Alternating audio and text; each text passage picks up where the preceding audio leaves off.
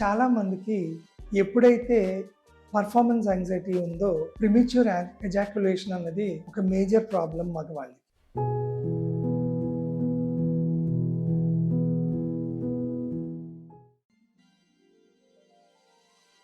నమస్తే, నేను మీ doctor Sudheer, doctor care homeopathy senior consultant. అంటే నేను ఎక్కువసేపు సంభోగంలో ఉండలేకపోతున్నాను, ఎక్కువసేపు కలిసి ఉండలేకపోతున్నాను, నాకు గొమ్ముని రిలీజ్ అయిపోతుంది, వీర్యం పడిపోతుంది అని చెప్పి చాలామంది టెన్షన్ పడుతూ ఉంటారు. డాక్టర్ కేర్ హోమియోపతిలో మీ కాన్స్టిట్యూషనల్ ట్రీట్మెంట్ ద్వారా దీనికి మంచి ఫలితాలు అయ్యి ఉన్నాయి, శాశ్వత పరిష్కారం కూడా మీకు ఉంటుంది.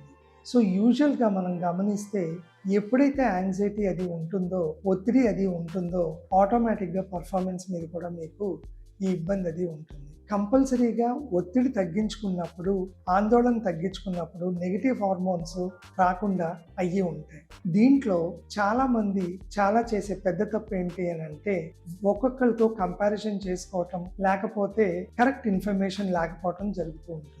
నేను ఇలా పర్ఫామ్ చేశాను, నేను అంతసేపు పర్ఫామ్ చేశాను అని ఫ్రెండ్స్లో ఇది డిస్కషన్ అది వచ్చినప్పుడు ఆటోమేటిక్గా వీళ్ళు గిల్ట్ కాంప్లెక్స్కి అది వెళ్ళిపోతూ ఉంటారు.